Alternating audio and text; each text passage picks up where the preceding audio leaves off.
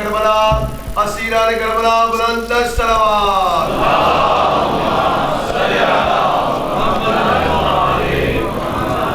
شہود امام زمانہ علیہ السلام بلند الصلوات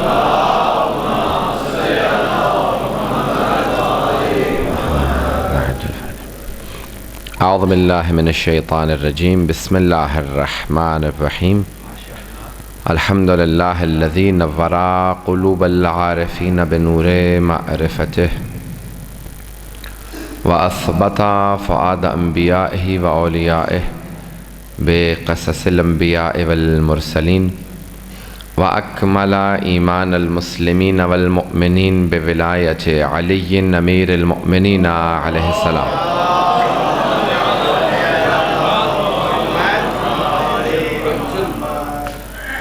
والصلاة والسلام والتحیۃ والاکرام علی افضل الموجودات العبد المؤید والرسول المسدد المصطفى الامجد المحمود الاحمد اعنی ابا القاسم محمد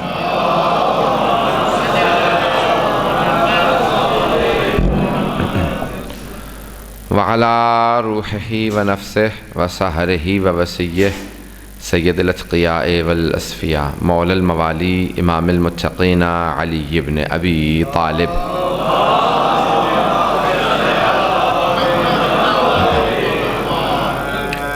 وعلی اوصیائہ لا سیما بقیت اللہ فی الارضین روحی و ارواح العالمین لتراب مقدمہ الفدا واللعنة الدائمة على اعدائهم اجمعین من الآن الى قیام یوم الدین اما بعد فقد قال رسول اللہ صلی اللہ علیہ وآلہ وسلم انی تارک فیکم الثقلین کتاب اللہ وعترتی اہل بیتی ما ان تمسکتم بہما لن تذلوا بعدی ابدا انہما لن یفترقا حتی یرد علی الحوض صلوات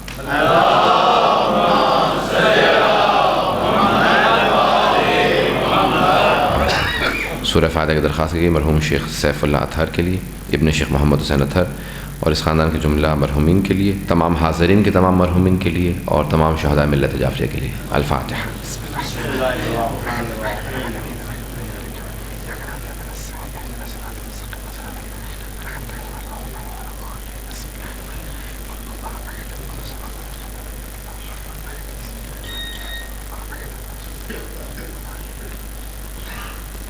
صلاۃ محمد و علی محمد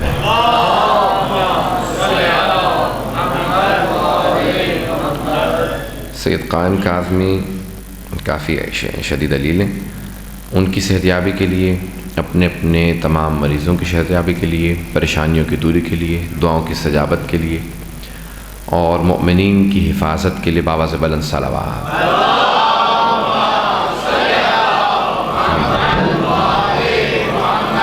وعجل فرج دو سوالات ہیں بہرحال میرے کیونکہ موضوع سے متعلق ہے میں جلدی جلدی دونوں کے جوابات پیش کروں گا اور موضوع کو جاری رکھوں قرآن و اہل بیت موضوع ہے اس سلسلے کی تیسری مجلس ہے یہ 8 مجالس کا سلسلہ ہے حدیث ثقلین سے متعلق میں آپ کی خدمت میں کچھ مطالب پیش کر رہا ہوں سوالات کا موضوع سے متعلق ہونا اچھی بات ہے اس کا مطلب ہے کہ مجمع سن رہا ہے کوئی بھی پریجج فیصلہ مت کریں کوئی بھی فیصلہ مت کریں اس کے بعد پہلے سوال پیش کر لیں اس کے بعد پھر فیصلہ کیجیے گا تو بہت اچھی بات ہے لوگ سوالات لکھ رہے ہیں اور جو سوالات دیتے ہیں وہ بھی الحمدللہ موضوع سے متعلق بھی ہوتے ہیں اور علمی اچھے سوالات ہیں ایک سوال ہے قرآن کی ترتیب سے متعلق میں نے کسی بھی مجلس میں یہ نہیں کہا کہ موجودہ ترتیب تنزیلی ترتیب ہے بات واضح ہوتی رہے ایک ہے تنزیل کی ترتیب یعنی جیسے قرآن نازل ہو رہا تھا وہ ترتیب موجودہ قرآن کی ترتیب تنزیلی ترتیب نہیں ہے یعنی مطابق تنزیل نہیں ہے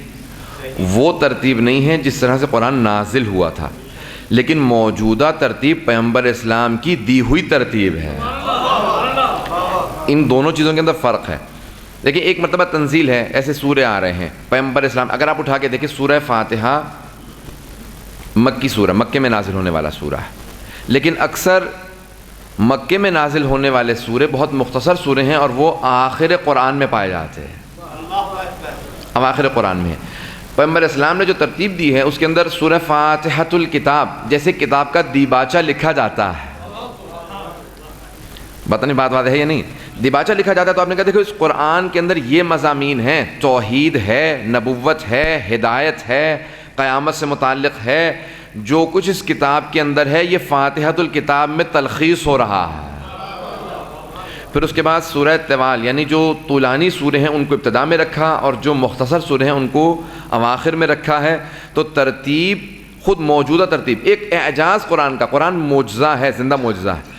ایک اعجاز یہ ہے قرآن کا، علماء کہتے ہیں کہ اگر قرآن کے موجودہ سوروں کی ترتیب کو یا آیات کی ترتیب کو، موجودہ مثال کے طور پہ قرآن میں جس طرح سے آیات کی جو ترتیب ہے، اگر ان آیات کی ترتیب کو ایک سورے کو لیجئے، جیسے سورہ فاتحہ ہے یا سورہ کوثر لے لیجئے یا کوئی اور سورہ لے لیجئے، کوئی طولانی سورہ لے لیجئے، مثال کے طور پہ سورہ بقرہ ہے، سورہ بقرہ سب سے طولانی سورہ ہے، یا سورہ مطففین ہے، سورہ نبا ہے، بہت سے سورے ہیں قرآن کے اندر. ان آیات کو لیجئے اور ترتیب کو الگ الگ کر دیجئے اور کسی بھی آدمی سے کہیے کہ اس کو وہ ترتیب دے دو جیسی قرآن میں آئی ہے، جیسی قرآن کے اندر ترتیب آئی ہے وہ ترتیب دے دو. تو بڑے سے بڑا ادبیات کا ماہر وہ ترتیب، اگر اس کو حفظ نہ ہو قرآن تو وہ ترتیب نہیں دے سکتا جو قرآن کے اندر کسی سورہ کے اندر آیات کی ترتیب آئی ہے. یہ خود سے قرآن کا ایک زندہ معجزہ ہے کہ اس کی ترتیب صرف خالق بتا سکتا ہے، جس کا کلام ہے صرف وہ ترتیب دے سکتا ہے. تو موجودہ ترتیب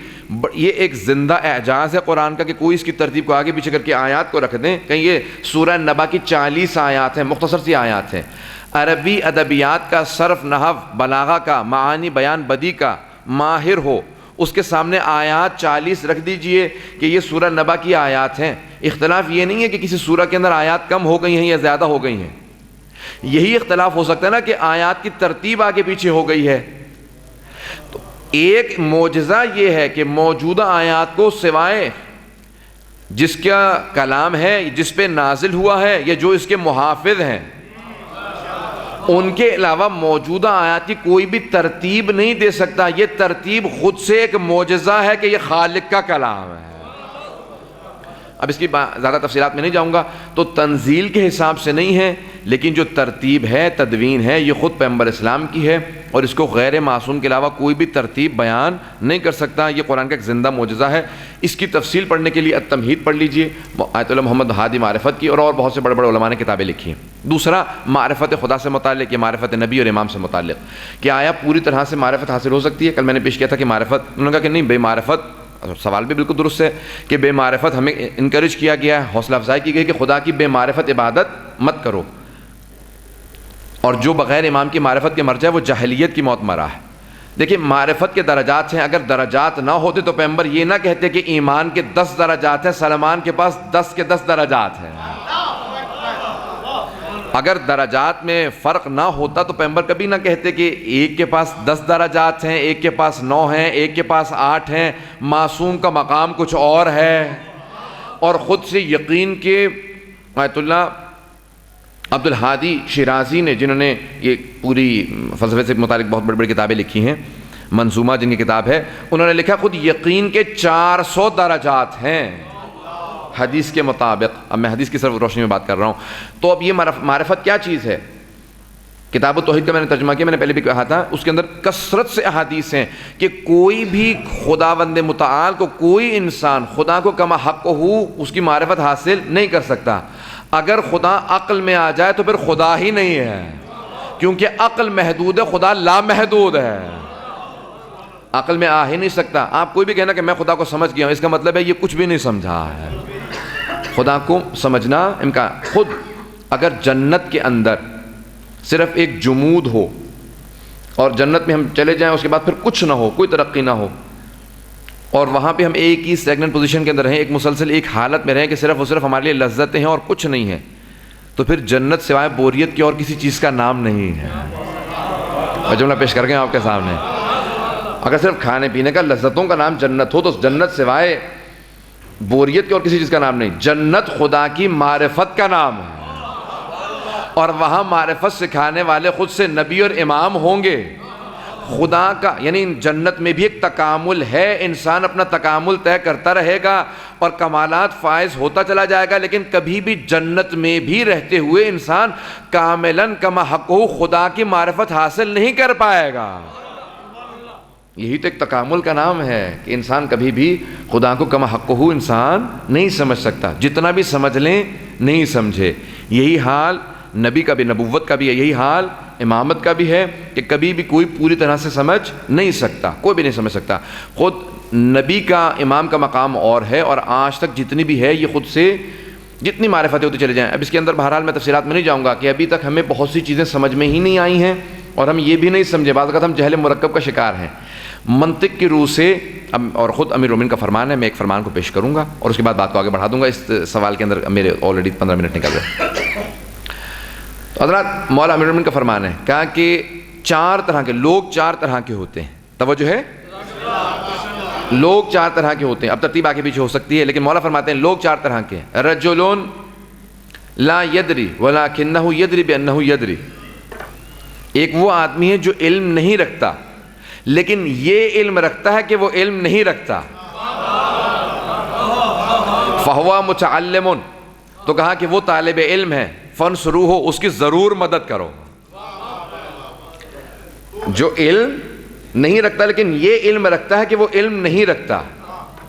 میں میڈیکل سائنس نہیں جانتا، میں ڈاکٹر نہیں ہوں مثال کے طور پہ طب کا، لیکن میں یہ علم رکھتا ہوں کہ میں علم، بہت سے مختلف افراد مختلف علوم کے ہم علوم نہیں رکھتے۔ اگر ہم وہ علم دیکھیں نا کہ جو ہم علم رکھتے ہیں اور وہ جو ہم علم نہیں رکھتے، جو ہم علم نہیں رکھتے بہت زیادہ ہے، جو علم رکھتے ہیں بہت کم ہے۔ تمام افراد جتنے بھی آپ دیکھ رہے ہیں، ہم جتنے بھی ایک دوسرے سے ملیں گے، علم جو ہمارے پاس ہے وہ کم ہے اور جو نہیں ہے وہ بہت زیادہ ہے۔ تو امیر المومنین نے فرمایا کہ رجل لا یدری ولکنہ یدری بانہ لا یدری، یہ پہلا آدمی ہے، یہ متعلم ہے۔ دوسرا مولا فرماتے ہیں کون ہے؟ کہا کہ رجل یدری ولکنہ لا یدری بانہ لا یدری، بانہ یدری۔ مولا فرماتے ہیں دوسرا آدمی وہ ہے کہ جو علم رکھتا ہے لیکن وہ یہ علم نہیں رکھتا کہ وہ علم رکھتا ہے۔ فہو غافل فانتبہوہ، علم رکھتا ہے لیکن اسے یہ علم نہیں ہے کہ وہ علم رکھتا ہے، کہ یہ سویا ہوا ہے، اسے جگا دو۔ پتہ نہیں بات واضح کر پا رہا ہوں کہ نہیں کر پا رہا ہوں۔ علم تو رکھتا ہے لیکن وہ یہ علم نہیں رکھتا کہ علم رکھتا ہے۔ کوئی چیز جانتا ہے لیکن اپنے علم سے متعلق بھی عالم نہیں ہے۔ کہ تیسرا کیسا ہے؟ اب میں اس کی تفصیلات میں نہیں جاؤں گا۔ تیسرا کیسا ہے؟ مولا نے فرمایا کہ رجل لا یدری وہو لا یدری بانہ لا یدری فہو جاہل فاطردوہ۔ فرماتے ہیں کہ ایک ایسا ہے کہ جو علم نہیں رکھتا اور وہ یہ بھی علم نہیں رکھتا کہ وہ علم نہیں رکھتا۔ حقیقی معنی میں یہی جاہل ہے، اسے اپنے سے دور دھکیل دو۔ یعنی اپنی جہالت کا بھی علم نہیں ہے۔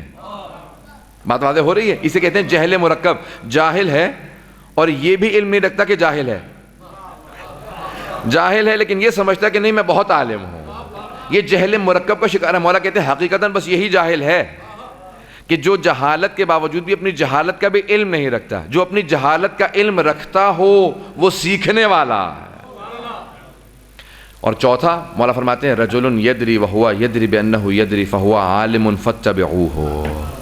مولا فرماتے ہیں وہ آدمی جو علم رکھتا ہے اور وہ یہ علم رکھتا ہے کہ وہ علم رکھتا ہے۔ اب یہ بہت باریکیاں ہیں۔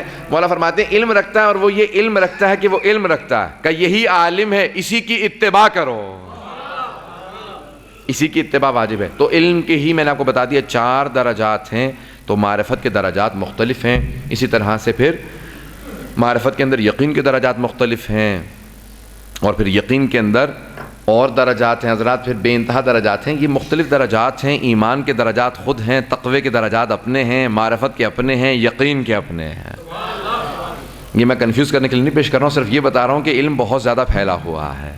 آئیں ذرا دیکھتے ہیں قرآن کیا چیز ہے۔ ہمیں قرآن و اہل بیت میرا موضوع ہے حضرات۔ قرآن سے متعلق بڑی مشہور و معروف شیعہ سنی کتابوں کے اندر آئی ہوئی حدیث ہے کہ امیر المؤمنین سے جناب حضرت عبداللہ ابن عباس نے سوال کیا، کہا کہ یا علی سورہ فاتحہ کی تفسیر بیان کر دیجئے۔ عشاء کی نماز پڑھ کے بیٹھے تھے، پوری رات تفسیر بیان کرتے رہے مولا۔ جیسے ہی اذان صبح ہوئی، 1000 رکعت نماز پڑھنے والے امیر المؤمنین پوری رات فاتحہ کی تفسیر بیان کرتے رہے۔ کہا کہ ابن عباس، عباس کے بیٹے، وقت کم ہے اور اس کا بیان بہت زیادہ ہے۔ تو آپ نے فرمایا، کہا کہ اے امیر المؤمنین پوری رات آپ بیان کرتے رہے لیکن یہ تو صرف بسم اللہ کی تفسیر بیان کی ہے اور وہ بھی مکمل نہیں ہوئی۔ کہا کہ اے عباس کے بیٹے، جو کچھ کائنات میں علوم ہیں اللہ نے قرآن کے اندر ان کو سمیٹ دیا ہے، اور جو کچھ قرآن میں ہے اللہ نے اس کا خلاصہ فاتحہ میں بیان کر دیا، اور جو کچھ فاتحہ میں ہے وہ بسم اللہ میں آ گیا، اور جو کچھ بسم اللہ میں ہے وہ بائے بسم اللہ میں ہے، اور جو کچھ بائے بسم اللہ میں ہے وہ اس کے نقطے میں ہے، اور جو کچھ اس کے نقطے میں ہے وہ جو نقطہ ہے وہ علی ابن ابی طالب ہے۔ انا النقطۃ التی تحت الباب، وہ بائے بسم اللہ کا نقطہ میں ہوں۔ حضرات اب بہت سے لوگ کہتے ہیں کہ یعنی کیا مطلب؟ حضرات آئیں ذرا دو تو اس کی تشریحات پیش کرنا چاہتا ہوں۔ ایک تو مولا یہ فرما رہے ہیں کہ اگر قرآن کو سمیٹو تو علی بنتا ہے، پھیلاؤ تو قرآن بنتا ہے۔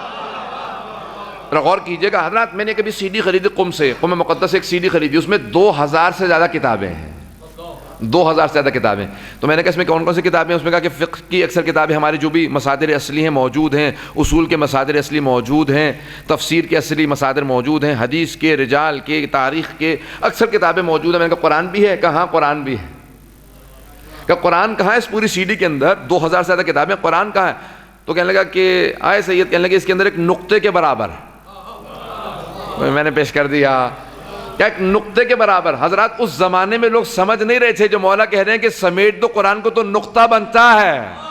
آج جب کمپیوٹر کا دور آیا، سافٹ ویئر کا دور آیا، سی ڈی کا دور آیا، تو دنیا نے سمجھا کہ قرآن ایک نقطے میں اگر سمو جائے تو پھر قرآن بنتا۔ میرے مولا اس زمانے میں کہہ رہے تھے قرآن کو سمیٹ دو تو ایک نقطے میں آ جاتا ہے۔ اصطلاحات کے ذریعے سے پھیلا دیا گیا۔ اب پھر بہت سے لوگوں نے اعتراض کیا کہ یہ حدیث امیر المومنین کی نہیں ہو سکتی۔ کیوں؟ کیونکہ اول اسلام کے اندر نہ نقطے تھے نہ اعراب تھے۔ توجہ ہے؟ نہ نقطے تھے نہ اعراب تھے، بالکل درست ہے۔ لیکن حضرات یہ اعراب لگائے کس نے تھے؟ یہ نقطے بنائے کس نے تھے؟ میرے مولا نے اعراب بھی لگائے تھے، ابو الاسود الدولی کو علم نحو بھی سکھایا تھا، اعراب بتائے تھے، نقطے بتائے تھے۔ تو جو نقطے دینے والا تھا وہ جانتا تھا نقطے کا مقام کیا ہے، اسی لیے میرے مولا نے بتایا نقطے کا مقام میں جانتا ہوں، اس لیے انا النقطۃ التی تحت الباء، میں وہ نقطہ ہوں جو بائے بسم اللہ کے نیچے ہے۔ حضرات ایک آدمی نے میرے مولا سے سوال کیا، بھائی ذرا پھر میں فصاحت و بلاغت سے متعلق 2 جملے پیش کر رہا ہوں۔ کہا کہ یا علی، سب سے زیادہ عربی زبان میں استعمال ہونے والا حرف تہجی کون سا ہے؟ حرف یعنی الفابیٹیکل لیٹر جو ہیں، الف سے لے کے یہ تک ہے نا الفاظ، حروف تہجی ہیں۔ کہا یا علی، سب سے زیادہ استعمال ہونے والا حرف تہجی کون سا؟ حروف تہجی میں سب سے زیادہ استعمال؟ آپ نے کہا عربی زبان میں سب سے زیادہ استعمال ہونے والا حرف الف ہے۔ سب سے زیادہ استعمال ہونے والا حرف جو ہے وہ ہے الف۔ تو اس نے فوراً سوال کیا، کہا یا علی، آیا ممکن ہے کہ آپ کوئی ایسا خطبہ لکھ پائیں جس میں الف نہ آئے؟ مولا نے کہا لکھنے کی دیر کیا ہے، تو سن میں ابھی ایک خطبہ دیتا ہوں جس میں الف نہیں آئے گا۔ خطبہ بدون الف آج تک موجود ہے۔ میرے مولا نے اسی وقت خطبہ ادا کیا جس کے پورے خطبے کے اندر لفظ حرف الف نہیں آیا۔ تصور ہے حضرات کو؟ ہم ایسے ائمہ کے ماننے والے ہیں۔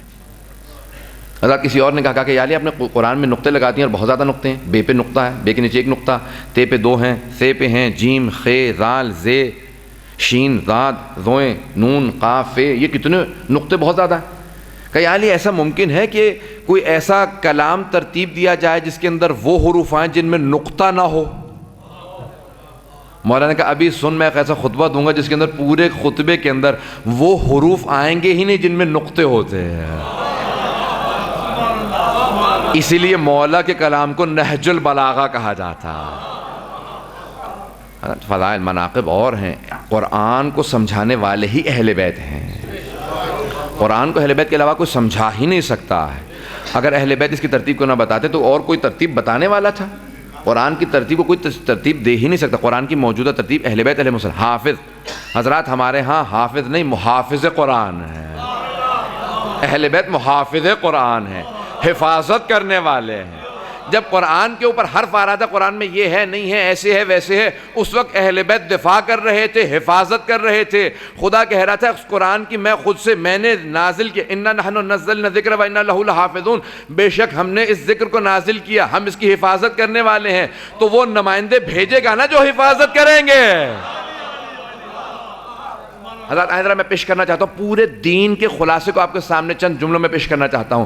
حضرت اس دین کی، اسلام کی بنیادیں جناب آدم نے رکھی ہیں، اور کیونکہ بنیادیں نظر نہیں آتی ہیں اس لیے جناب اعظم اولو العزم نہیں ہیں۔ پتہ نہیں بات واضح ہے یا نہیں ہے؟ اسی لیے اولو العزم پیغمبر نے، اللہ نے 5 اولو العزم پیغمبر گنوائے ہیں، جناب نوح ہیں، جناب ابراہیم، جناب موسیٰ، جناب عیسیٰ اور جناب ختم مرتبت. تو بنیادیں جناب آدم نے رکھی ہیں. اسی دین کی عمارت کی جو دیواریں ہیں جناب نوح نے بنائی ہیں، چھت جناب ابراہیم نے ڈالی ہے، دروازے جناب موسیٰ نے لگائے ہیں اور کھڑکیاں جناب عیسیٰ نے لگائی ہیں. اب جناب ختم مرتبت کی آمد ہوئی. آپ نے کہا اس دین کی عمارت کے اندر کچھ تبدیلیوں کی ضرورت ہے، یہاں دیوار ہے، در کی ضرورت ہے. آپ نے در لگا دیا. پھر آپ نے کہا کچھ ترتیب کے اندر کا تبدیل، تھوڑی سی تبدیلیاں کر دو. آخر میں آپ نے کہا کہ باہر بہت بڑی تختی لگا دو، الیوم اکملت لکم دینکم واتممت علیکم نعمتی ورضیت لکم الاسلام دینا. آج دین مکمل ہو گیا، نعمتیں تمام ہو گئی ہیں. اور آپ نے دوسری تختی لگائی کہ حرام محمد حرام الی یوم القیامہ وحلالہ حلال الی یوم القیامہ. محمد کا حرام قیامت تک کے لیے حرام ہے اور ان کا حلال قیامت تک کے لیے حلال ہے. آپ نے 2 تختیاں لگا دی کہ دین کی عمارت مکمل ہو گئی ہے، اب نہ کسی دیوار کے گرانے کی گنجائش ہے، نہ کسی نئے دروازے کے بنانے کی گنجائش ہے. پھر آپ نے کہا میں نے اسی دین کی عمارت پہ 12 محافظ بٹھا دیے ہیں جو بڑے مضبوط ہیں. اگر کبھی کوئی یزید آئے گا دیواریں گرانے کے لیے تو حسین کھڑا ہو کے حفاظت کرے گا.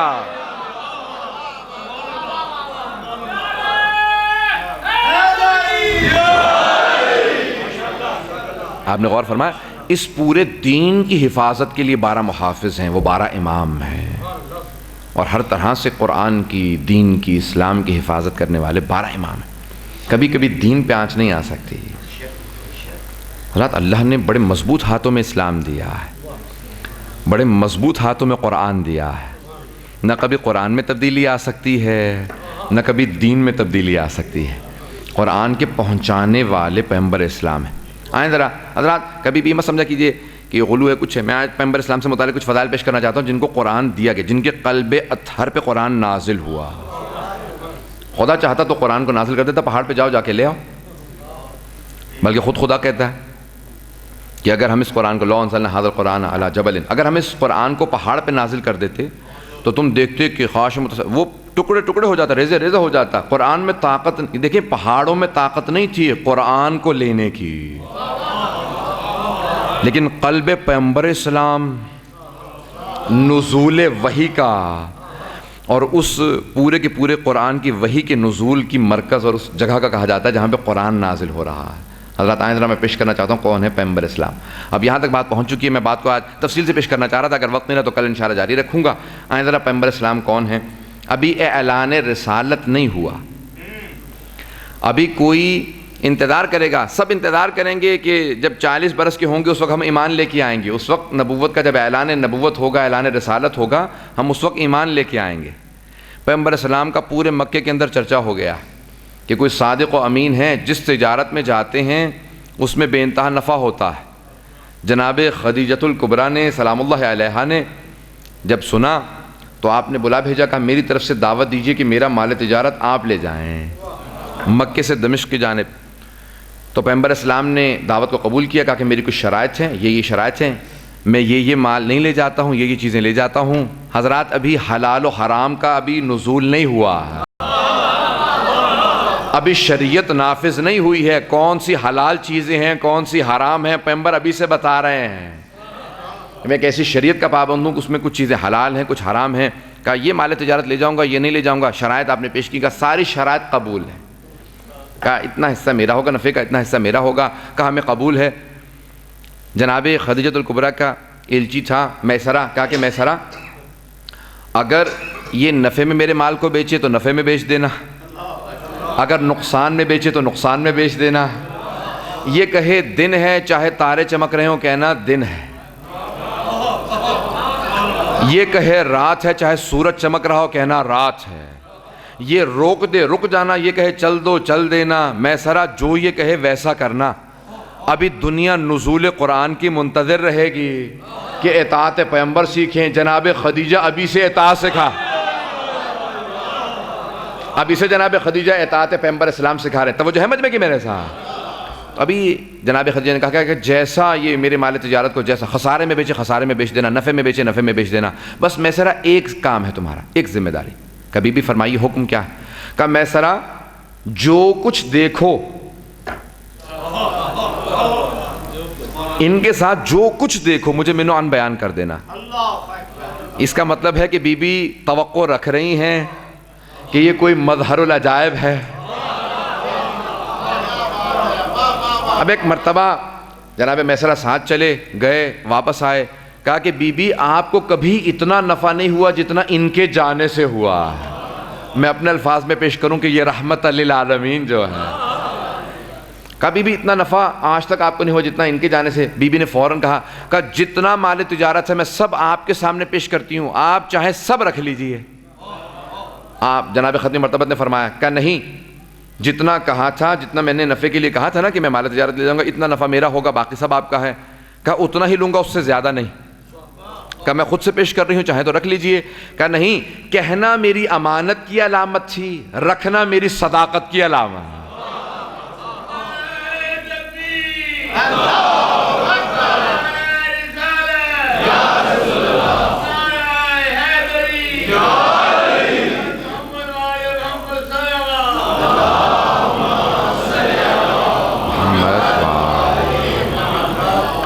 تو ایک مرتبہ جناب میسرہ نے کہا کہ بی بی اس سے زیادہ نفع نہیں ہوا۔ پیغمبر اسلام نے کہا نہیں، جتنا کہا تھا اس سے زیادہ نہیں۔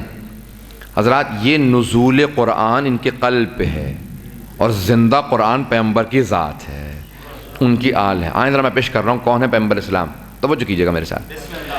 حضرات ایک مرتبہ کہا کہ میسرہ تم نے کیا دیکھا؟ پیغمبر اسلام تشریف لے گئے، 24 برس کے ہیں جب آپ مال تجارت لے کے گئے ہیں، اور 25 برس کے ہیں، 25 برس کے سن میں آپ کی شادی ہوئی جناب خدیجہ سے۔ کہا میسرہ تم نے کیا دیکھا؟ جناب ختم مرتبت کا چرچا پورے مکے میں تھا، پورے سرزمین عرب پہ تھا کہ یہ جناب ختم مرتبت، یعنی ابھی کوئی اعلان نہیں کیا، صادق و امین ہے۔ کہا میسرہ تم نے کیا دیکھا؟ کہا بی بی واقعاً ہم نے یہ دیکھا کہ بلند قامت سے 24 معجزات حق الیقین علامہ مجلسی کی ہے، اور اصول کافی سے اور بے انتہا کتابوں کے اندر یہ معجزات موجود ہیں۔ میں اب حوالہ جات نہیں دے رہا ہوں، لیکن بہرحال آپ کثرت سے مختلف کتابوں میں مطالعہ کر سکتے ہیں۔ میں حق الیقین اور اصول کافی سے پیش کر رہا ہوں۔ حق الیقین بحر الانوار میں اور مقامات پہ بھی ہیں۔ تو علامہ مجلسی کہتے ہیں کہ اس مقام پہ کہا کہ بی بی بلند قامت سے بلند قامت آدمی جب ان کے سامنے آتا تھا تو سر سے لے کے گردن تک ان سے چھوٹا نظر آتا تھا۔ کہ ان کے خالق کو یہ منظور نہیں تھا کہ کوئی ان سے اونچا نظر آئے۔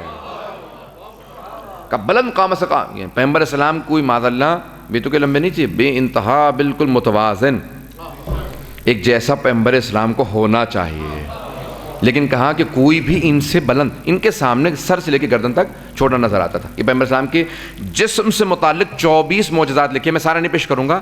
جسم سے متعلق پیغمبر اسلام کے 24 یا 25 معجزات جسم سے متعلق شیعہ سنی علماء نے لکھے ہیں، اور 500 سے زیادہ معجزات شیعہ سنی علماء نے گنوائے ہیں جو آپ نے دکھائے ہیں۔ میں ان سارے معجزات کو پیش نہیں کروں گا، صرف جسم سے متعلق چند معجزات پیش کرنا چاہ رہا اگر سننا چاہیں حضرات۔ تو کہا کہ جسم سے متعلق، کہ ان کے جسم سے متعلق کہ سر سے لے کے گردن تک کا ان سے ہر آدمی چھوٹا نظر آتا تھا۔ اور کیا دیکھا میسرہ؟ کہ بی بی ہم نے یہ دیکھا جہاں سے گزر جاتے تھے 1 سے 2 دن تک وہاں سے خوشبو آتی رہتی تھی، ایسی خوشبو تھی کہ سونگ کے کوئی بھی آدمی بتاتے تھا کہ وہاں سے محمد گزرے ہوں گے۔ کہ ان کے صلی اللہ علیہ وسلم کا ان کے جسم سے ایسی خوشبو آتی، پتہ نہیں توجہ ہے یا نہیں؟ کہ یہ عطر کی نہیں ہے، کسی خوشبو، کسی لگائی ہوئی خوشبو کی خوشبو نہیں ہے۔ اب سمجھ میں آتا ہے کہ امام حسن و حسین جب گھر میں وارد ہوتے ہیں تو جناب سیدہ سے کیوں کہتے ہیں انی اشم عندک رائحۃ طیبۃ کانہا رائحۃ جدی رسول اللہ۔ مادر گرامی آپ کے پاس سے ایسی خوشبو آ رہی ہے جیسی نانا کے بدن سے آ۔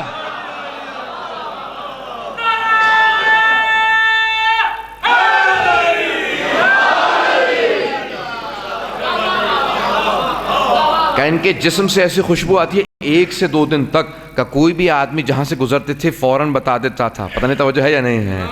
تو کہ جسم سے ایسی خوشبو آتی ہے کہ سونگ کے بتا دیتے ہیں کہ پیغمبر اسلام کے جسم کی خوشبو ہے۔ کہ میسرہ اور کیا دیکھا؟ کہ بی بی ان کے سر پہ ایک ابر رہتا ہے، ایک بادل رہتا ہے، جہاں پہ یہ جاتے ہیں وہ بادل ان کے سر پہ سایہ کیے رکھتا ہے۔ کہ یہاں تک کہ ان کے خالق کو یہ منظور نہیں کہ ان کے سائے پہ کسی کا پاؤں آ رہا ہے، ان کے سائے پہ بھی کسی کا پاؤں نہ آ جائے، ان کا اتنا مقام ہے، اتنے مقدس ہیں، پتہ نہیں توجہ ہے یا نہیں ہے؟ کہ میسرہ اور کیا دیکھا؟ یہ بی بی بار بار کہہ رہی میسرہ اور کیا دیکھا؟ اس کا مطلب ہے بی بی خود سے یہ بتا رہی ہیں کہ میں بھی پیغمبر کے فضائل کو سننے کی چاہت رکھتی ہوں۔ کہ میسرہ اور کیا دیکھا؟ کہ بی بی ان کے لعاب دہن کا اثر یہ ہے کہ اگر ہمیں بعض اوقات کنواں ملتا تھا جس میں پانی خشک ہوا ہوتا تھا، اگر یہ اپنا لعاب دہن ڈال دیتے تھے تو پانی بھر جاتا تھا، اگر کھارا پانی ہوتا تھا تو میٹھا ہو جاتا تھا، خشک ہوتا تھا تو بھر جاتا تھا۔ جس کے لعاب دہن کا اثر یہ ہو، اس کے خون کا اثر کیا ہوگا؟ کہا بی بی کا میسرہ اور کیا دیکھا؟ کہا بی بی ہم نے یہ دیکھا کہ سب افراد جہاں سے یہ گزرتے تھے، توجہ کیجئے گا اس جملے کے اوپر، اور امام رضا علیہ السلام کے جو آپ نے قدم مبارک کے آثار دیکھے ہیں، سب کا جواب یہاں پہ مل جائے گا۔ کہا بی بی ہم نے یہ دیکھا بعض اوقات یہ ریت پہ کچی مٹی پہ چلتے تھے، ان کے قدموں کے نشان نہیں بنتے تھے، اور بعض اوقات چٹانوں پہ چلتے جاتے تھے، نشان بنتے جاتے تھے۔ محسوس یہ ہوتا ہے جہاں یہ چاہتے ہیں وہاں نقش چھوڑتے ہیں، اور جہاں نہیں چاہتے وہاں نقش نہیں چھوڑتے۔ جب پتھر پہ یہ اثر ہو تو پھر دلوں پہ کیسے اثر نہیں ہو؟ یہ پیغمبر کے جسم سے متعلق معجزات پیش کر رہا ہوں، زیادہ پریشان ہو کے تو نہیں سن رہے ہیں؟ تو حضرات کہا کہ جسم سے متعلق یہ معجزات لکھیں، میں نے یہ 6 یا 7 ابھی پیش کیے، چند ایک اور معجزات پیش کروں گا۔ کہا کہ بی بی جب بھی یہ سوتے ہیں نا تو یہ اپنی ایک کالی عبا اوڑھ لیتے ہیں، سر سے لے کے پاؤں تک پورے جسم کو ڈھانپ لیتے ہیں، پورا جسم ڈھانپ لیتے ہیں۔ کہا بی بی جب ایک خیمے کے اندر سب سو رہے ہوتے تھے، سب کے سب دیکھ کے پہچان لیتے تھے کہ یہی ہوں گے۔ کہا کیسے؟ کہا کہ بی بی ان کے جسم سے نور چھن چھن کے نکلتا، عبا اوڑھ رکھی ہوتی ہے پھر بھی پتہ چلتا ہے کہ یہ محمد سو رہے ہیں۔ حضرات تو مجھے کہہ لینے دیجئے کہ اگر پیغمبر اسلام شب ہجرت کسی کو اپنے بستر پہ سلانا چاہیں گے تو کسی ایسے کو تلاش کریں گے جس کے جسم سے ویسا ہی نور نکلتا ہو۔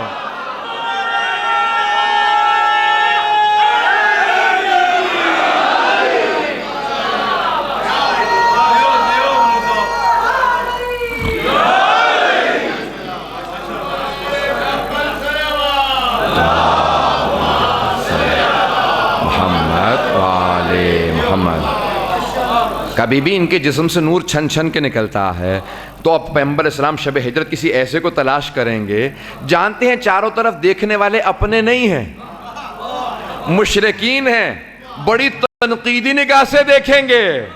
آنے والے بہت سے مورخین مسلمان تو یہ کہہ دیں گے کہ نبی اور علی میں فرق تھا، نبی کا قد بڑا تھا، علی کا قد چھوٹا تھا، اور یہ کیمرہ لے کے وہیں کھڑا تھا۔ پتہ نہیں توجہ ہے یا نہیں ہے؟ وہ جو دیکھنے والے تھے وہ کفار مکہ تھے، مشرکین تھے، چاروں طرف بار بار دیکھ کے کہتے تھے ابھی بھی محمد سو رہے ہیں۔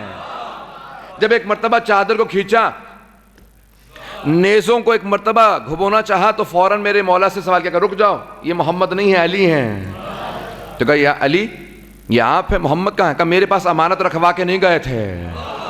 حضرات اتنا اطمینان صرف حیدر کرار کو ہے نیزوں کے سائے میں۔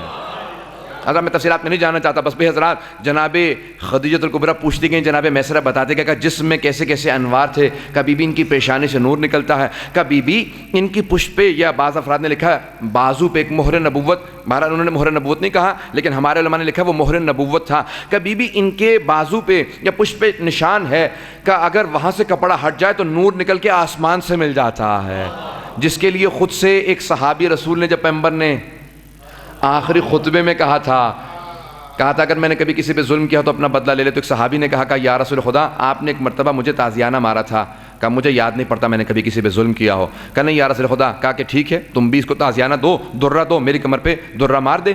کہا نہیں یا رسول خدا، جب آپ نے درہ مارا تھا نا تو میری پشت پہ قمیض نہیں تھا، تو کہا کہ میرا کرتا اٹھا دو۔ جیسے کرتا اٹھایا فوراً آگے بڑھا، اور اس صحابی نے فوراً آگے بڑھتے ہی پیغمبر اسلام کی پشت کے بوسے دینا شروع کر دیے۔ کہا تبرکن بوسہ دے رہا ہوں، تو یہ پیغمبر کو چومنا، آل کو چومنا یہ بدعت نہیں ہے، صحابہ کی سنت ہے۔ کہا پشت کے بوسے دینا شروع کیے۔ کہا یا رسول خدا مجھے معاف کر دیجئے گا، کبھی آپ نے تازیانہ نہیں مارا، میں نے صرف اس لیے جھوٹ بولا تھا کہ آپ کی پشت کا بوسہ دے دوں، مہر نبوت کا بوسہ دے دوں۔ بس بھائی توجہ کیجئے گا، 2 سے 3 معجزات کی طرف اشارہ کروں گا اور بات کو تمام کر دوں گا۔ یہ 8 یا 10 جتنے بھی میں نے معجزات 12 معجزات جو پیش کر دیے ہیں اسی پہ اکتفا کیجئے گا۔ حضرات یہ جسم سے متعلق معجزات ہیں۔ کہا بی بی ان کے ناخن اور بال نہیں بڑھتے تاکہ کاٹ کاٹ کے گرے نہیں۔ حجت الاسلام کے موقع پہ، آخری حج پہ پیغمبر اسلام نے جب اپنے منہ مبارک کو تراشا تھا نا تو صحابہ نے تبرکن تقسیم کر لیے تھے۔ تبرکن صحابہ نے، تبرک کے منکروں سے کہہ دیجئے گا صحابہ تبرک کو مانتے تھے۔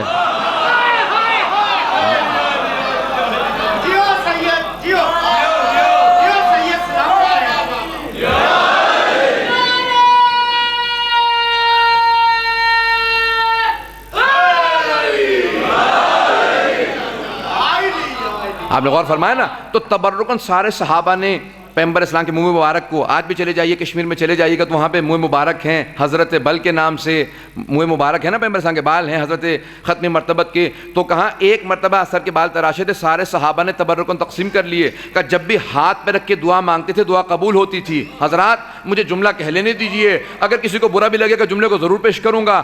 اگر ماننے پہ آئیں تو پیغمبر کے بال کو مان لیں، اور نہ ماننے پہ آئیں تو آل کو نہ مانیں.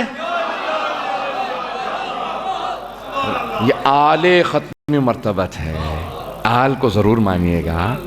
جب بال کو مانے تو یہ آل ہے، اطرت ہے پیغمبر اسلام کی. قرآن اور اہل بیت دونوں ساتھ ہیں. حضرات ان کا مقام بہت زیادہ ہے، ان کی فضیلت، ان کے مقام، ان کے منصب کو آئیں ذرا میں پیش کروں کہ خود ختم مرتبت آغوش میں لیا کرتے تھے، اپنی آل کو آغوش میں لیا کرتے تھے. اور جملے کیا فرماتے تھے؟ اللہم انی احب حسینہ، پروردگارہ مجھے حسین سے محبت ہے. فاحب من احب حسینہ، پروردگارہ تو بھی اس سے محبت کر جو حسین سے محبت کرے. بھئی کہنا تو یہ چاہیے تھا پروردگارہ میں حسین سے محبت کرتا ہوں تو بھی حسین سے محبت کر. یہ نہیں فرما رہے، کہہ رہے ہیں پروردگارہ میں حسین سے محبت کرتا ہوں کیونکہ جانتے ہیں اللہ پہلے سے محبت کرتا ہے. یہ نہیں فرما رہے پروردگارہ تو بھی حسین سے محبت کر، پروردگارہ تو اس سے محبت کر جو حسین سے محبت کرے. ہماری لاکھوں روح قربان حسین کی عظمتوں پہ، تو بے انتہا محبت کرتے تھے. ذرا میں پیش کرنا چاہتا ہوں چند جملے فضائل کے جناب سید الشہداء کی. قرآن اور اہل بیت ذہن میں رکھیے گا کہ قرآن، میں نے پہلی مجلس کے اندر کہا تھا کہ حسین کون ہے، آل کون ہے، کہ بعض افراد نے، بعض مسلمانوں نے قرآن کو نیزوں پہ بلند کیا ہے. لیکن اگر قرآن کو نیزوں پہ بلند کر دیا، لیکن اگر آل کے اطرت کے سر بھی، سر مبارک بھی نیزے پہ بلند کر دیا گیا نا تو انہوں نے قرآن سنایا ہے، انہوں نے قرآن کی حفاظت کی ہے، وہ قرآن کے محافظ ہیں. آئیں کون ہے حسین؟ میں دو جملے پیش کرنا چاہتا ہوں فضائل جناب سید الشہداء سے متعلق تاکہ واضح ہو سکے کہ قرآن اور اہل بیت، کیونکہ ماہ محرم الحرام ہے، اس کے بے انتہا فضائل ہیں. اس مہینے کے، اسی مہینے کے اندر آپ حسین سے قریب ہوتے ہیں. اسی مہینے کے اندر یہ ایک ایک آنسو جو بہاتے ہیں انسان کو حسین سے قریب کرتا چلا جاتا ہے. اور اس مہینے کو کسی مہینے سے کم نہ سمجھیں. لیکن یہ جملہ یاد رکھیں، آج بھی بحث ہو رہی تھی، کسی جگہ سوال کیا گیا، میں نے یہی پیش کیا کہ یاد رکھیں کہ امام جعفر صادق علیہ السلام نے فرمایا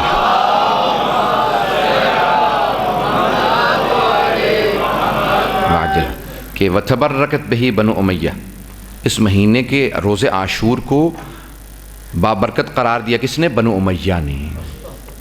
تبرکت بِهِ بنو امیہ وابن آکلۃ الاکباد کا کلیجہ چبانے والے کے بیٹوں نے اس مہینے کو بابرکت قرار دیا. کہا ہر اچھا کام اسی دن ہوا ہے. جناب نوح کا سیلاب اسی دن رکا، جناب یونس مچھلی کے پیٹ سے اسی دن باہر آئے، جناب موسیٰ کے لیے نیل اسی دن، سارے کے سارے جو کچھ اچھا کام ہوا ہے. اور حسین کا مرنا معاذ اللہ اسی دن اچھا کام ہے، اس لیے روزہ رکھنا چاہیے، نئے کپڑے پہننے چاہیے، خوشبو لگانی چاہیے، خوشی منانی چاہیے، کیونکہ حسین کی قربانی معاذ اللہ. چھٹے ماں فرماتے ہیں وَتَبَرَّكَتْ بِهِ بَنُو امیہ وَابْنُ آکِلَةُ الْأَكْبَادِ اللعین ابن اللعین. ذرا عاشورہ اٹھا کے دیکھیے، مولا فرماتے ہیں کہا کہ وہ کہ جو خود ملعون ہیں اور ملعون کا بیٹا ہے، کہ اس نے اس کو بابرکت دن قرار دیا اور بڑی احادیث گھڑ دی اس سے متعلق. لوگوں کو پیسے دے دے کے احادیث گھڑوائیں، کہا کہ نہیں یہ بابرکت دن ہے، اس دن خوشی منایا کرو. حضرات میں صرف ایک سوال کروں گا، آج وہ افراد کہ جو عزاداری سے متعلق باتیں کر رہے ہیں اور کہتے ہیں کہ اس کو روک دیا جائے، میں صرف ایک سوال کروں گا، اگر پیغمبر اسلام روز عاشورہ میدان کربلا میں یا حتی مدینہ میں موجود ہوتے تو خوشی مناتے یا غم مناتے؟ اپنے نواسے کے ذبح ہونے پہ خوشی مناتے یا غم مناتے؟ سوال میں آپ پہ جواب سب پہ چھوڑتا ہوں، سب کو پیش کر دیجئے لمحہ فکریہ.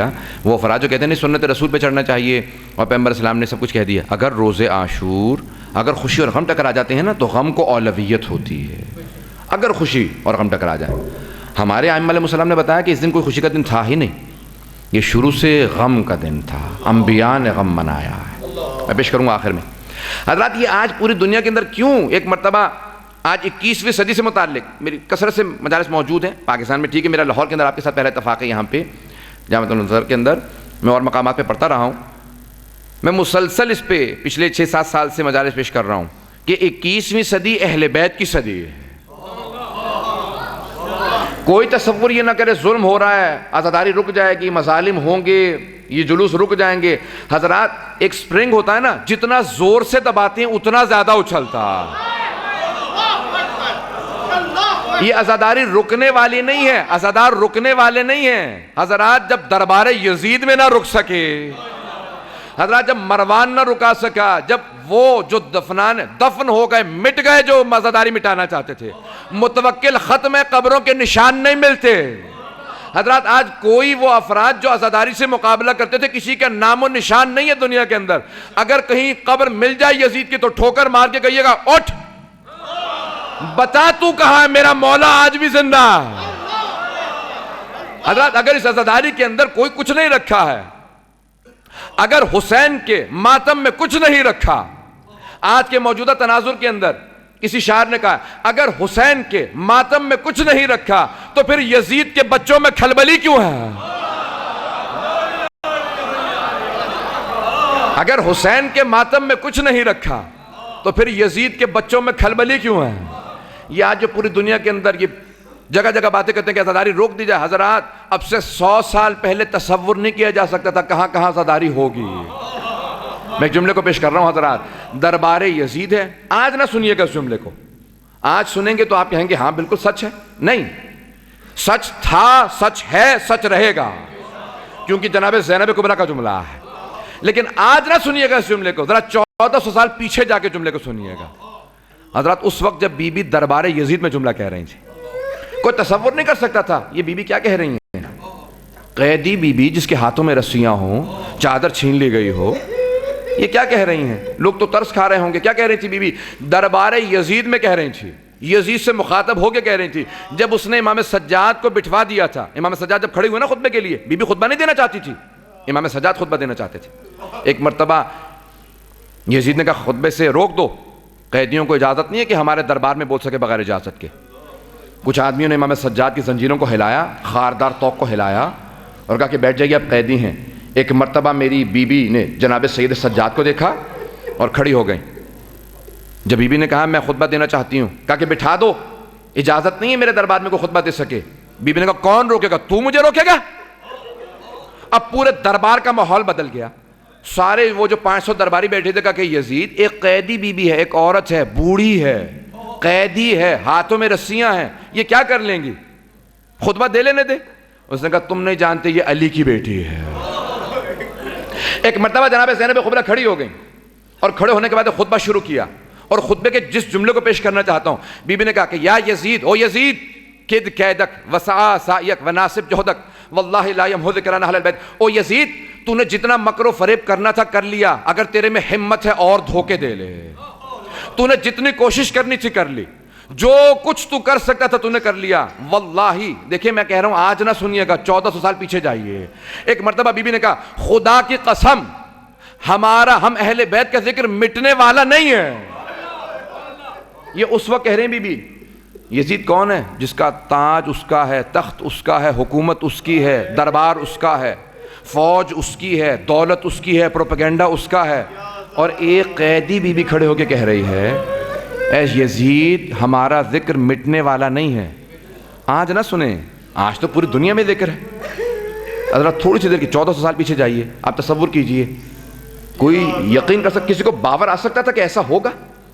کسی کو یقین آ سکتا تھا کہ ایسا ہوگا جیسا یہ بی بی کہہ رہی ہیں؟ جو قید میں ہو، جس کے سارا کا سارا خاندان اسیر و بھتیجا اسیر و بھائیوں کے سر نیزوں پہ ہو، یہ سچ ہو سکتا ہے؟ بی بی خدا کی قسم کھا کے کہہ رہی کہتی واللہ لا یمحو ذکرنا اہل البیت۔ او یزید خدا کی قسم ہمارا اہل بیت کا ذکر مٹنے والا نہیں ہے۔ او یزید تیرا نام مٹ جائے گا، یہی شہر ہوگا، یہی دمشق ہوگا، نہ تیری قبر کا پتہ ہوگا، ہر جگہ لکھا ہوگا welcome to the city of Syeda Zainab, تمہیں خوش آمدید ہو سیدہ زینب کے شہر میں۔ آج شام کی زیارت کے لیے جائیے، یزید کا نام ہی نہیں ہے، قبر کا نشان نہیں ہے، لیکن ہر جگہ لکھا ہے سیدہ زینب کے شہر میں خوش آمدید۔ اس بی بی کا وعدہ پورا ہو گیا نا؟ اس وقت وعدہ کیا تھا جناب زینب کبریٰ نے، وعدہ پورا ہوا نا؟ کس انداز سے بی بی نے وعدہ کیا تھا، کوئی تصور کر سکتا تھا اس زمانے میں؟ سوچ سکتا تھا؟ میں مصائب پہ نہیں ہے، لیکن کیا کروں، بی بی کے فضائل کے اندر مصائب ہے۔ حضرات ہمارے لندن کے ایک شاعر تھے، انتقال ہو گیا ان کا، عاشور کاظمی، یہیں لاہور کے تھے آپ کے، وہاں انتقال ہوا۔ انہوں نے کہا تھا کہ زہرا تیری دعا ہے، زینب تیرا کرم ہے، لندن کی سرزمین پہ عباس کا عالم ہے۔ عاشور کاظمی نے کہا کہ ایسا وعدہ کر کے گئی بی بی، قید کے اندر، رسیوں کے اندر خدا نے کہا زینب تیرے وعدے کی میں لاج رکھوں گا۔ اے زینب، اے بی بی، آپ امین ہیں خون حسین کی، آپ امین ہیں اس خون کی، آپ نے وعدہ کیا تھا، خدا کہے گا میں اس کو وعدے کو پورا کر دکھاؤں گا۔ ایک وعدہ کیا بی بی نے کہا کہ ہر جگہ پہ میرے بھائی کا، حضرات میں نے آپ سے کہا تھا 100 سال پہلے تصور نہیں کر سکتے تھے کہ عزاداری ہوگی۔ آج دنیا کا کوئی خطہ نہیں ہے جہاں حسین کی عزاداری نہ ہو۔ ذمہ داری سے پیش کر رہا ہوں، 30 سے زیادہ ملک میں جا چکا ہوں، ذمہ داری سے پیش کر رہا ہوں۔ آسٹریلیا، نیوزی لینڈ چلے جائیے، جاپان چلے جائیں، چائنا ہو، کمبوڈیا ہو، کوئی کوریا ہو، انڈونیشیا، ملیشیا ہو، حضرات کوئی ملک لے لیجیے، افریقہ کا کوئی ملک ایسا نہیں ہے جہاں حسین کی عزاداری نہ ہو۔ یورپ کا کوئی ملک نہیں ہے، 30 سے زیادہ ممالک ہے، کوئی ایسا ملک نہیں جہاں حسین کی عزاداری نہ ہو۔ امریکہ کی کوئی اسٹیٹ نہیں ہے، کینیڈا ہو، ساؤتھ امریکہ ہو، پوری دنیا کے ہر خطے میں حسین کی عزاداری ہے۔ یہ ایک بہن نے وعدہ کیا تھا، بھائی میں آپ سے وعدہ کر کے جا رہی ہوں، ہر جگہ پہ بات پہنچا دوں گی، آپ باغی نہیں تھے، آپ نے اسلام کو بچایا ہے۔ اس بہن نے امانت سے کام لیا، اس عزاداری کی، اس پوری کی پوری انسٹیٹیوشن کی بنیاد رکھی کہ بھائی میں آپ کا پیغام پہنچاؤں گی۔ آج پوری دنیا کے اندر حسین کا پیغام ہے۔ آج اگر کوئی یزید کا ماننے والا بھی ہے نا تو اس کی جرت نہیں ہے کہہ سکے کہ میں یزید کا ماننے والا ہوں، لیکن جو حسین کو نہیں بھی مانتا اسے آپ کہہ دینا کہ یہ حسینی ہے تو بڑے فخر سے سر اٹھا لیتا ہے کہ مجھے حسینی کہا گیا ہے۔ اللہ اکبر، ہے حسین، آپ کی عظمتوں کو سلام۔ کسی ایک بہن نے آپ سے وعدہ کیا تھا۔ کب وعدہ کیا تھا؟ جب وہ جا رہی تھی نا تو ایک بہن کہہ کے گئی تھی بھیا آپ کے لاشے کو تپتی ریت پہ چھوڑ کے جا رہی ہو۔ ایک مرتبہ سب بہنوں کو، بھاوجوں کو سوار کرایا، ناقہ پہ سوار کرا دیا، سب کو سوار کرا دیا، بھانجیوں کو، بھتیج سب کو سوار کرا دیا، یہاں تک کہ امام سجاد علیہ السلام سے کہا کہ اے بیٹا سجاد آپ سوار ہو جائیے۔ کہ نہیں پھوپھی اماں، پہلے میں آپ کو سوار کراؤں گا۔ کہا بیٹا گلے میں توق ہے، ہاتھوں میں زنجیریں ہیں، پاؤں میں بیڑیاں ہیں، کیسے سوار کرائیے گا آپ؟ جملے سنیے گا۔ کہا پھوپھی اماں میری غیرت برداشت نہیں کرتی، علی کی بیٹی اس عالم میں، جملے سنیے گا حضرت۔ اللہ اکبر، بی بی آپ کی عظمتوں کو سلام، بی بی آپ کی مظلومیت کو سلام۔ خدا کسی غیرت مند مرد کو ایسا وقت نہ دکھائے۔ جب امام سجاد کو دیکھا نا جناب زینب کبریٰ نے تو ناقہ پہ سوار تھی، اونٹ بہت بلند ہوتا ہے، آپ نے دیکھا اونٹنیاں کتنی بلند ہوتی ہیں، نہ جانے کیا دیکھا جناب زینب کبریٰ نے، اپنے آپ کو پشت ناقہ سے گرا دیا۔ کہ پھوپھی، اب امام سجاد سے رہنے کا کہ پھوپھی اماں یہ کیا کیا آپ نے؟ کہ بیٹا سید سجاد یہ آپ نے کیا حالت بنا رکھی ہے؟ محسوس ہوتا ہے آپ کے چہرے کو دیکھے کہ جیسے آپ کے جسم میں خون باقی نہیں رہا، بالکل سفید رنگت پڑ چکی ہے، آنکھیں پتھرا چکی ہیں۔ کہا کہ پھوپھی اماں خدا کسی غیرت مند بیٹے کو ایسا وقت نہ دکھائے، جوان جہان بیٹا ہو، بوڑھے باپ کا لاشا دھوپ میں پڑا ہو، بے گول و کفن لاشا پڑا دفنانے کی اجازت نہ ہو۔ کہا پھوپھی اماں مجھے یہ بات رلا رہی ہے، میرے بابا کا لاشا میں ایسی حالت میں نہ چھوڑ کے جاتا۔ اجرکم اللہ، بہت روئے امام سجاد ہے کہ کاش مجھے دفنانے دیتے۔ وہ اپنے کچھ تھے دفنا گئے، لیکن شہداء کو دفنانے کی اجازت نہیں دی۔ حضرات جب جناب سید الشہداء آئے تھے نا میدان کربلا میں تو علماء نے لکھا ہے آپ نے آ کے کہا کہ یہ زمین جن کی ہے ان کو ذرا بلاؤ۔ بنی اسد کو بلایا گیا کہ زمین کی قیمت کیا ہے؟ مولا نے 3 یا 4 گنا قیمت ادا کی۔ کہ یہ قیمت تم نے بتائی ہے، اس کی اتنے گنا قیمت لے لو۔ 5000 بتائی، مولا نے کہا میں 20,000 دیتا ہوں۔ کہ پھر یہ زمین بھی تمہیں ہبہ کرتا ہوں، دوبارہ واپس کرتا ہوں، تمہیں ہدیہ کر رہا ہوں۔ کہا کیا مولا اس کے بدلے کیا چاہتے ہیں آپ ہم سے؟ کہا میں صرف 3 کام چاہتا ہوں، صرف 3 کام چاہتا ہوں۔ کہا مولا کیا؟ پہلا کام کیا ہے؟ کہ ہمارے لاشیں دفنا دینا، کہ ہمارے لاشیں دھوپ میں نہ پڑے رہیں، لاشیں دفنا دینا۔ کہ مولا دوسرا کام؟ کہ جب کوئی زائر آئے نا میری زیارت کے لیے تو میری قبر کا نشان بتا دینا، قبروں کے نشان بتا دینا۔ کہ مولا تیسرا کام کیا ہے؟ کہ اگر میرا کوئی غریب زائر آئے تو اسے 3 دن مہمان روک لینا، 3 دن تک اس کے کھانے پینے کا خرچہ دینا۔ اچھا مولا ہاں۔ کہا پھر ذرا اپنی مستورات کو بھی بلاؤ، اپنے گھر سے مستورات کو بلایا۔ کہا کہ دیکھو بیبیو میں زہرا کا بیٹا ہوں، میں بطول کا بیٹا ہوں، اگر تمہارے مرد نہ دفنائیں، ہمارے لاشیں نہ دفنائیں تو تم ہمارے لاشیں دفنا دینا، کہیں علی اکبر کا لاشا پڑا نہ رہ جائے، کہیں قاسم کا لاش۔ اچھا پھر کہا کہ ذرا بچوں کو بلاؤ، بیویوں سے کہا بچوں کو بلاؤ۔ بچے آئے، کہا بچوں دیکھو میں سکینہ کا بابا ہوں، اگر تمہارے ماں باپ ہمیں نہ دفنائیں، بچوں کھیلتے ہوئے آنا، ایک ایک مٹھی خاک ہاتھ میں لے کے آنا، ہمارے لاشوں پہ ڈال دینا۔ جب 13 محرم کا دن نکلا نا تو ایک مرتبہ بنی اسد کی مستورات جو پانی بھرنے کے لیے گئی تھی، دیکھا کہ لاشیں پڑے ہوئے ہیں اور تازہ خون بہ رہا، خوشبو برآمد ہے، فوراً واپس آئیں، کہا بنی اسد کے مردوں، روز قیامت جناب سیدہ کو کیا منہ دکھاؤ گے؟ وہاں زہرا کے لال کا لاشا پڑا ہے، وہاں شہداء کے لاشیں پڑے ہیں، رسول کے نواسے کا لاشا پڑا ہے۔ ایک مرتبہ بنی اسد نے کہا کہ ہمیں عبید اللہ ابن زیاد سے ڈر لگتا ہے، کہا پھر ہمیں اجازت دو، ہم لاشیں دفنا دیں، کہا نہیں رکو ہم جائیں گے۔ آئے بنی اسد لاشیں دفنانے کے لیے آئے، بس جب لاشیں دفنانے کے لیے آئے نا تو متحیر کھڑے تھے، پریشان تھے، کہا کیسے لاشیں دفنائیں؟ کسی بھی لاشے کا سر نہیں تھا، لوگ سر قلم کر کے نیزوں پہ بلند کر کے لے گئے تھے، بس میں بڑے پریشان تھے، اتنے میں دیکھا کوفے کی جانب سے کوئی سوار آ رہا ہے۔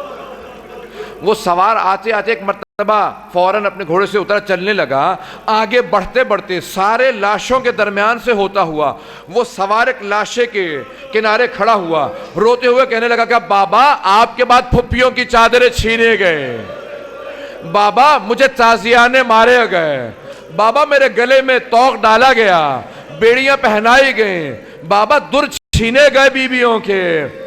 بس ایک مرتبہ سارے مصائب سنانے لگے، پھر اپنے آپ کو زمین پہ گرایا، سینے کو سینے سے ملایا، بہت دیر تک روتے رہے۔ بس تڑپتے تڑپتے ایک مرتبہ انہوں نے کہا قیدی کون ہے؟ کہا کہ میں لاشیں دفنانے کے لیے آیا ہوں۔ کہا ہمیں لاشیں پہچانے نہیں جا رہا، کہا میں بتاتا ہوں۔ ایک ایک کر کے لاشیں بتانا شروع کیے، انہوں نے کہا یہ حبیب کا لاشا ہے، ہم چاہتے ہیں کہ حبیب کا لاشا ہمارے قبیلے کے سردار تھے، بنی اسد سے تھے، ہم سامنے دفنا دے کا اجازت ہے۔ کہا قیدی یہ لاشا کہاں دفنائیں؟ کہا یہ میرے بھیا علی اکبر کا لاش۔ کہاں دفنائیں؟ کہا یہ لاشا میرے بابا کے ساتھ دفنا دو، میرے بابا کو بڑی محبت تھی علی اکبر سے۔ ایک مرتبہ وہ لاشا امام حسین کے قریب رکھا گیا، کہا یہاں دفنا دو۔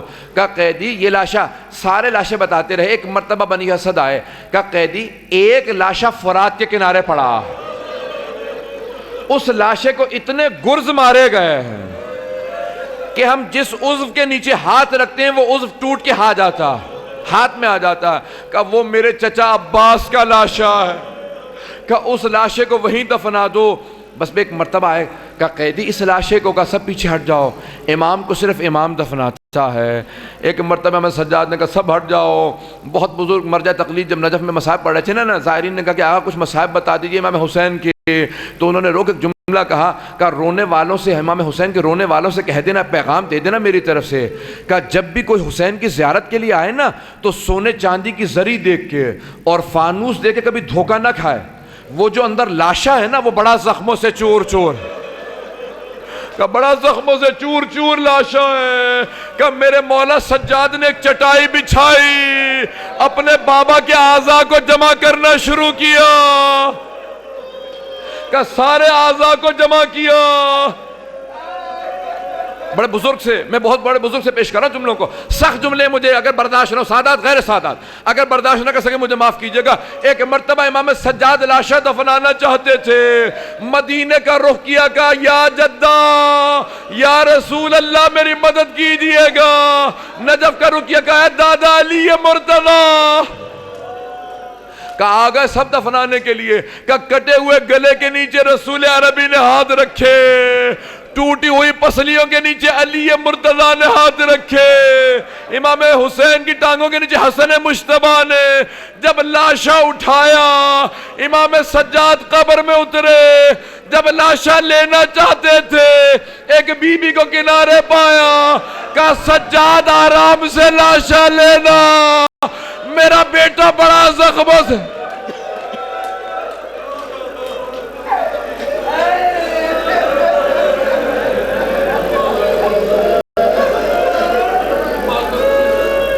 الا لعنۃ اللہ علی القوم الظالمین وسيعلم الذین ظلموا ای منقلب ینقلبون۔